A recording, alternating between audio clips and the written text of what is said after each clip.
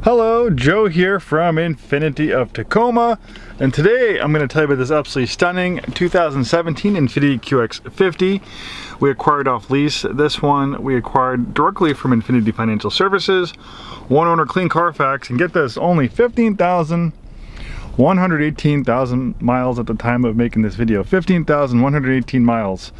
Very, very low miles.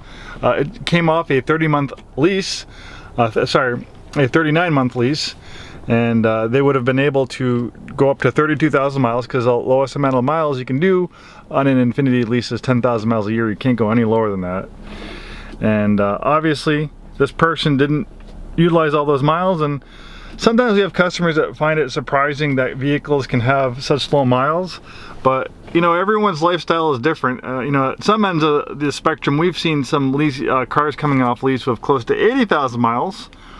Or for another example, I'm working on trying to purchase a Q60 off lease. I have a bid on it that only has 2,700 miles on a 2017. My guess, the people who own that Q60 are probably retired. They don't drive that much. Maybe they go to the grocery store, a few places locally. And it's just a reality. Some people want to lease a car, they want to have a new car every 2 or 3 years. They just don't drive that much, and that's just the way it is. And that's most likely the case to this one. This person probably didn't work, was retired, or had a short commute to work, and that's why the miles are so low. Luckily for you, you have your chance of acquiring this beautiful 2017 QX50 with such low miles. And a lot of people gravitate towards the 2017 QX50 for good reason. This is the last year of this generation of the QX50. It went through a ground up redesign in 2019, so they basically skipped a model year. There's no 2018 QX50. They went right to 2019 when they redesigned it. And don't get me wrong, the new QX50 is awesome in a lot of ways. But in certain aspects of this one, people seek these out for a few reasons. One reason, they like the VQ series engine. This is the last generation of the QX50 where you could get the VQ series V6, which is a bulletproof engine. They go 200, 300,000 miles all the time. Very reliable engines. And the new variable compression engine that replaces it is a cool engine, but we haven't seen them go 200, 300,000 miles yet, so we don't know the long-term durability. It doesn't have the track record that this engine has. And this one's also built on a sports car platform. It's built on the 370Z rear-wheel drive platform. Even though it's all-wheel drive, it has a rear-wheel drive bias platform, and it's built on a sports car platform. So it's very fun to drive. It's got 325 horsepower. It's very balanced, and it's got a sporty suspension. This thing is so much fun to drive, and that's another reason why people seek out these 2017 QX50s. The new QX50 is built on a front-wheel drive platform, and it has a CVT transmission, which is great for packaging. You have more interior space with that front-wheel drive based platform. The CVT transmission is more fuel efficient, so for most people who buy vehicles like that, probably the 2019 QX50 is better. But for people who want a sporty SUV with a really reliable engine, this QX50 is a real hard. I think the 2017 QX50 is probably right now one of the best pre-owned bargains or pre-owned buys on Infinitis right now. They're coming off lease, and that's when you really get the nice examples of these vehicles, when you're able to acquire them off lease. Once you stop getting vehicles off lease, they get too old, then it's a lot harder to source them. You either have to take them in and trade, or maybe get lucky and find one at the auction, but usually it's very hard to find vehicles like this. So if you've been looking for a QX50, you like the color and options in this one, I definitely check this one out.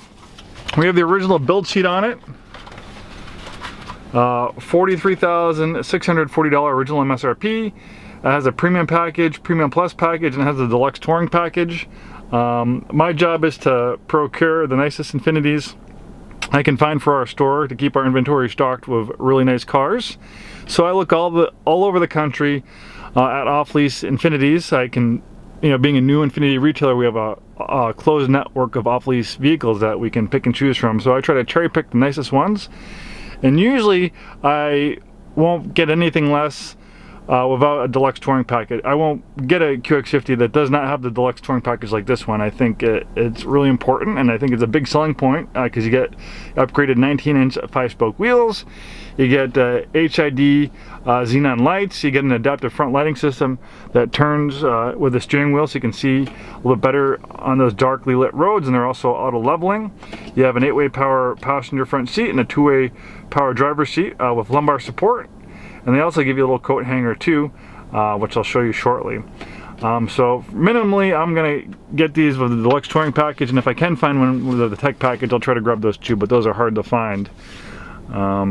You also have a Bose sound system, you have navigation, you have a 360-degree around view camera, moonroof, automatic dimming mirror, universal garage door opener, power adjustable steering wheel that tilts and telescopes. This one is a really nice color combination. It's Hagane blue, one of my favorite colors. Hagane means steel in Japanese. It's a steel blue. 2017 is the last year of this body style for the QX50. In 2016 they gave it a refresh, so the headlights and the front fascia was redesigned. The rear fascia was redesigned for 2016. You also got a different style of the alloy wheels. And they added 4 inches to the wheelbase, which mostly ended up in the back seat. So interior space is not too bad, even though it's considered a compact SUV or crossover SUV. It doesn't necessarily feel too compact on the inside. I'm 6'2". I had this front seat adjusted for my height, and you can still see I have plenty of legroom back here. Headroom's still good. And this is the coat hanger I was talking about. Nice little touch. So if you're a professional, you wear suit jackets a lot, blazers, stuff like that, you can hang it up right here while you drive so it doesn't get wrinkled. So when you go to that big business meeting, it'll look nice and crisp, like a $10 bill. So the QX50, this generation was built on the advanced front midship platform. The reason why they call that the advanced front midship platform is they take the engine and they place it as far back behind the front axle as possible. So it's almost like a mid-engine vehicle. So the center of gravity is towards the middle of the vehicle. It makes it a little bit more balanced to improve the handling and feel through the corners. This one is all-wheel drive. Rear-wheel drive is standard, all-wheel drive is optional. And it's a intelligent all-wheel drive system. So when all-wheel drive is not needed, like conditions like this when it's dry, it's going to be 100% of the power to the rear. That gives you the feel of a rear-wheel drive sports car. But also, if the all-wheel drive system's working all the time, even though when it's not needed, if it's always working, it's going to reduce your gas mileage and it's going to chew through your tires. So that's why they also have that rear-wheel drive bias. But this QX50 has a brain that's constantly monitoring driving conditions. So as soon as those rear wheels slip, in a matter of milliseconds, almost instantly, it can send up to 50% of the vehicle's power to the front wheels. So it gets excellent wet weather performance. This thing is very quick in the wet or dry. And then if you're going to drive in the snow, you're going to do a lot better with all-wheel drive versus rear-wheel drive. And these things are great. We actually had one of our employees deliver one of these to the customers in Bend, Oregon, and went over a winter pass in a blizzard, and he was really impressed how well it did. Unfortunately, the car he had to drive back their trade-in was a front-wheel drive Ford Transit Connect. It did an admirable job. He made it back. At times he thought he wouldn't, but I can tell you the QX50 was a lot more bolstered his confidence a lot more driving in that blizzard than that front-wheel drive Transit. So if you do drive in the snow, you'll be really impressed how well these do. And if you do value Japanese build quality, this generation of the QX50 is built and assembled in Japan. The new QX50 is built in North America. Well, I don't really think that makes a big difference. I know some people who are fans of Japanese products, they are so because they like the vehicles being built in Japan because they think the build quality is better, which is arguable. And then here we go.